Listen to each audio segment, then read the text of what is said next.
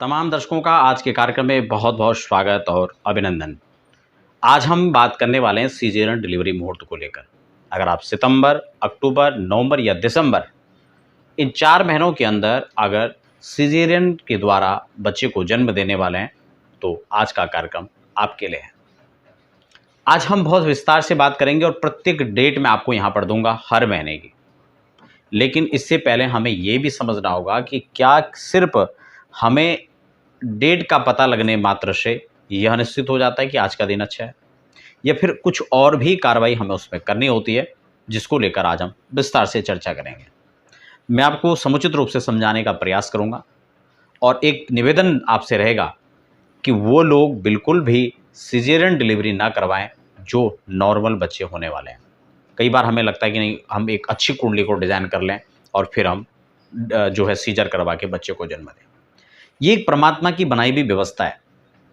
अगर वो स्वाभाविक जन्म हो रहा है तो आप उसके साथ किसी प्रकार का कोई भी हस्तक्षेप ना करें। लेकिन हाँ, अगर डॉक्टर्स कह चुके हैं कि सीजर ही होना है, ऐसी स्थिति में आप इसका लाभ लीजिए और इसका उपयोग कर सकते हैं। कैसे करना है मैं आपको समझा देता हूँ। अगर आप नए दर्शक हैं, पहली बार चैनल पर विजिट कर रहे हैं, तो फटाफट चैनल को सब्सक्राइब करके बेल आइकन जरूर प्रेस कर लीजिए। अब हम विस्तार से उसको समझते हैं। देखिए, सबसे पहले तो हमें जो दिन हैं हमारे पास में, उन दिन में से एक अच्छा दिन डिसाइड करना है। कई बार हम गूगल पर सर्च करते हैं कि सिजेरियन के लिए कौन सा अच्छा दिन है, तो उसमें आपको जो है अच्छे-अच्छे दिन दिखाई दे रहे हैं। अच्छे-अच्छे मुहूर्त में कोई आपको जो है सर्वार्थ सिद्धि योग बता रहा है, कोई अमृत सिद्धि योग बता रहा है। ठीक है, मैं उनको यहाँ पर ये नहीं कह रहा हूँ कि वो योग नहीं होते हैं या अच्छे नहीं हैं। वो उन योगों की अपनी एक विशेषता है, लेकिन उन योगों का यहाँ पर फिलहाल कोई काम नहीं है। अगर हम इस प्रकार से इस तैयारी कर रहे हैं, देखिए हर माँ-बाप देखिए यहाँ पर अपने बच्चों के लिए चिंतित रहता है, और जन्म लेने से पहले ही वह किस प्रकार से चिंतित है, उसका एक उदाहरण ये भी है कि आप आज के कार्यक्रम को देख रहे हैं और समझने का प्रयास कर रहे हैं। क्योंकि वो अच्छे समय में जन्म ले, एक अच्छे दिन में जन्म ले और उसमें भी अच्छे समय में जन्म ले, जिस समय ग्रहीय जो व्यवस्था है, नवग्रह व्यवस्था है, वो अच्छे से अच्छे भाव में ग्रह बैठे हों। उसका भाग्य है, उसका कैरियर है, उसकी स्वास्थ्य है, उसका शिक्षा है, उसका दाम्पत्य जीवन है, उसका आगे जो स्वर्णिम भविष्य है, वो किस प्रकार से रहेगा, यही हर माता-पिता चाहते हैं और इसी अनुसार हम कुंडली डिज़ाइन करते हैं। ठीक है ना? तो कैसे आपको डिज़ाइन करना है वो कुंडली को, कैसे आपको तैयार करना है कि ग्रह अच्छे भाव में बैठे हों, कोई भी दुर्योग ना पड़ रहा हो, मूलों में जन्म ना हो, फिर बाद में मूल शांति कराओ, काल सर्पदोष की शांति कराओ, ये करो, वो करो। तो इन सब चीज़ों से कैसे बचना है, बस उसके लिए आपको थोड़ा-सा समय लगाना पड़ेगा। और अगर आपके पास समय नहीं है, तो आप किसी भी अच्छे ज्योतिष से परामर्श करके इस विषय में डिस्कस कर सकते हैं। कई बार जब इस व्यवस्था को हम देख रहे होते हैं, समझ रहे होते हैं, तो हम केवल ये देखते हैं कि तारीख सही है या नहीं है। मैं इसके मूल आधार आपको बता देता हूँ, फिर आपको आगे भी डेट वाइज़ भी मैं आपको जानकारी दूँगा। सबसे पहले हमें देखना है कि उस दिन चंद्रमा की स्थिति क्या है, चंद्रमा कौन-सी राशि में बैठे हैं। सबसे पहला काम आपको ये करना है। दूसरा, जहाँ डिलीवरी होनी है, उसी स्थान के हिसाब से, सूर्योदय के हिसाब से आपको लगन साधन करना है। बहुत ध्यान से समझिए। अगर आप वीडियो स्किप करेंगे तो शायद मेरी बातें आपको समझ नहीं आएँगी। जो डेट है वो आप सुन लेंगे, समझ लेंगे, लेकिन वो आपके मेरे हिसाब से कोई काम की नहीं है। तो सबसे पहले क्या करना है, चंद्रमा की स्थिति देखनी है, चंद्रमा उस दिन कौन-सी राशि पर है। कोई भी चंद्रमा के साथ ऐसा ग्रह कंजक्शन में ना हो जिससे दुर्योग बनेगा, जैसे कि चांडाल दोष बन गया, जैसे कि काल सर्प दोष बन गया, जैसे कि आपका विष दोष बन गया शनि के साथ में, ठीक है ना? चंद्र ग्रहण दोष राहु के साथ में या केतु के साथ में बैठने से। तो ऐसे योग ना बने, उसके लिए चंद्रमा प्लैनेट को सबसे पहले देखना है। फिर दूसरा, वहाँ के हिसाब से एक लग्न हमें साधन करना है। सभी लग्नों को हमें देखना है, गृहस्पतियों को बिठा लेना है और अलग-अलग लग्न को तैयार करने के बाद हमें ये देखना है कि सबसे बेस्ट लग्न कौन-सा होगा, उसी के हिसाब से आपको समय भी निकालना है। अब बिना देर करे, ये तो हमने समझ लिया है, अब कैसे कौन-कौन सी तारीख इसमें बन रही हैं, उसको भी हम लोग यहाँ पर देख लेते हैं। सितंबर के महीने में हम यहाँ पर बात करें तो 7 तारीख यानी 7 सितंबर को यहाँ पर तुला राशि के चंद्रमा रहेंगे। मैं सिर्फ इस कार्यक्रम में चंद्रमा के आधार पर ही इस चर्चा को ज़्यादा करूँगा, क्योंकि अन्य ग्रहों को तो हमें व्यवस्थित कुंडली बनाकर सभी को चेक करना पड़ेगा। तो तुला लगन में तुला राशि में जिस दिन चंद्रमा हैं, वो 7 और 8 की स्थिति है, जबकि 9 भी इसमें है। ठीक है ना? तो हम इसमें 7 में देखें तो यहाँ पर चित्रा है, फिर स्वाति नक्षत्र है और फिर विशाखा है। इन 3 दिनों के अंदर बीच में संडे भी पड़ रहा है, तो इसमें शायद मेरे हिसाब से डॉक्टर्स अगर छुट्टी पे होते होंगे तो ये पॉसिबल नहीं हो पाएगा। तो ये 3 दिन यहाँ पे स्टार्टिंग में, इन दिनों में से आप सभी स्थितियों को समझ करके और एक अच्छे लगन में इसको प्लान कर सकते हैं। अगला जो दिन रहेगा वो है 17 तारीख का, यानी 17 सितंबर। यहाँ पर मंगलवार पड़ेगा और चतुर्दशी, मंगलवार चतुर्दशी इत्यादि सीजर के लिए वैसे भी अच्छे माने जाते हैं, ठीक है ना। फिर श्राद्ध पक्ष स्टार्ट हो जाएगा, फिर नवरात्रि भी आ जाएंगे। उसके बाद यहाँ पर 21 तारीख को जब भरणी नक्षत्र रहेगा, नक्षत्र वाइज तो उतना अच्छा नहीं है, लेकिन हाँ अगर कुंडली अच्छे डिजाइन होती तो आप इसको प्लान कर सकते हैं। फिर 23, 24 और 27, ठीक है, ये डेट हैं जो आपके सितंबर के महीने में आपके लिए हैं। अब कुछ लोग यहाँ पर सोचेंगे कि श्राद्ध भी है, तो श्राद्ध का यहाँ पर कोई मैटर नहीं करता है, क्योंकि ये जन्म और मृत्यु की व्यवस्था है, इसमें कोई श्राद्ध कोई विशेष भूमिका में नहीं है। अब हम बात कर लेते हैं अगले महीने की, यानी अक्टूबर की। अक्टूबर में सबसे प्रथम जो तारीख है वो आपकी जो है 4 तारीख रहेगी। चित्रा नक्षत्र, शुक्रवार और द्वितीया, ये बहुत अच्छा संयोग बन रहा है, ठीक है। और इस दिन तुला के चंद्रमा रहेंगे, तो तुला के चंद्रमा के संयोग से यहाँ पर शुक्र और चंद्र का संयोग बनेगा, जो एक लक्ष्मी का योग बनता है, ठीक है ना। सूर्य केतु क्योंकि यहाँ पे ऑलरेडी साथ में चल रहे हैं, तो ये सूर्य केतु का ग्रहण योग हो जाएगा। लेकिन अगर चंद्रमा भी यहाँ ग्रहण योग में फंस गया या किसी अन्य दोष में फंस गया तो सूर्य भी खराब, चंद्र भी खराब। तो जो महत्वपूर्ण 2 प्लैनेट है, कम से कम इनको तो आप ठीक करिए, ठीक है ना। तो ये यहाँ पर स्थिति बन रही है।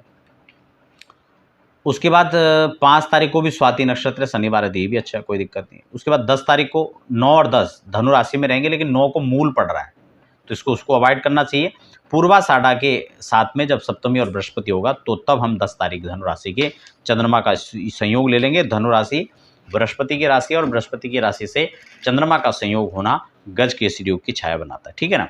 उसके बाद यहाँ पर आगे भी फिर रेवती आदि नक्षत्र आ जाएंगे, अश्विनी आ जाएंगे, भी मूल आ जाएंगे, तो इसको हम छोड़ देंगे। चलते हैं आगे।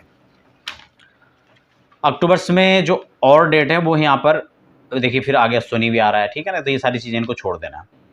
यहाँ पर 21 तारीख है जब आपका रोहिणी और मृगशिरा, पंचमी और सोमवार, ये अच्छा संयोग है।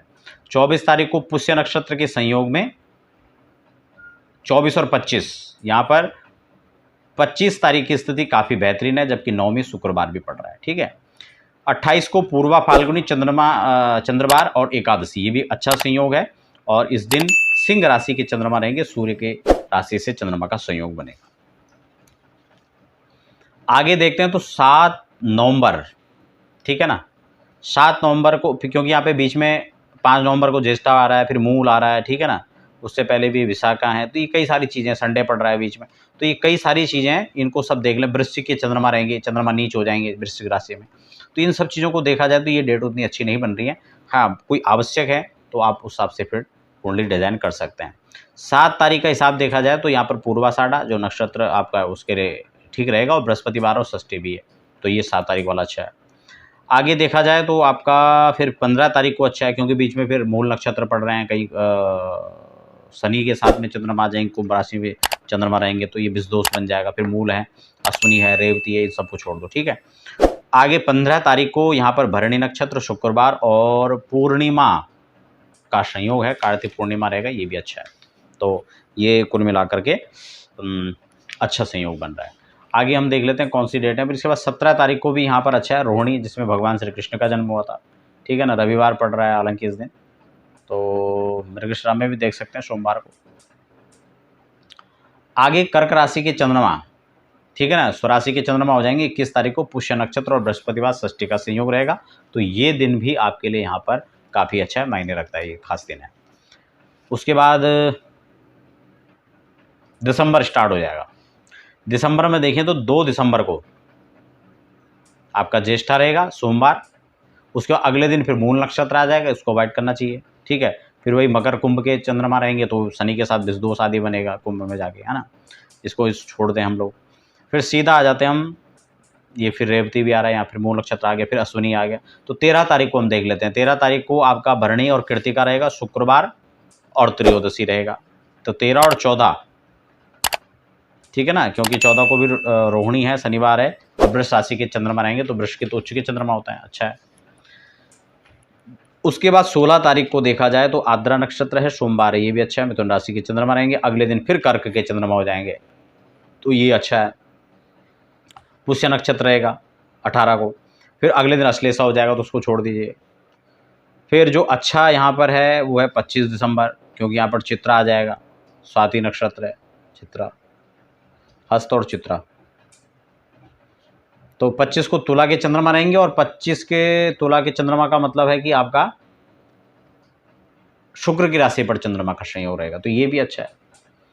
फिर आगे चलते हैं तो यहाँ पर ज्येष्ठा आ जाएगा, फिर 30 तारीख को मूल है। तो ये सारी चीज़ें दिसंबर के अंदर बन रही हैं। तो कुल मिलाकर के हम सितंबर, अक्टूबर, नवंबर, दिसंबर इन महीनों के अंदर कौन कौन सी डेट जो काम की थी वो आपको मैंने बता दी हैं। विशेष जो संयोग रहने वाला है उसको हमें समझना होगा।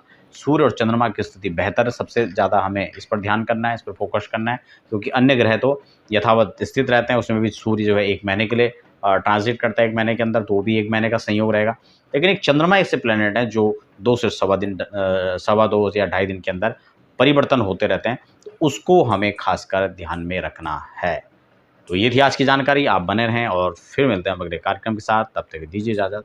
राधे राधे।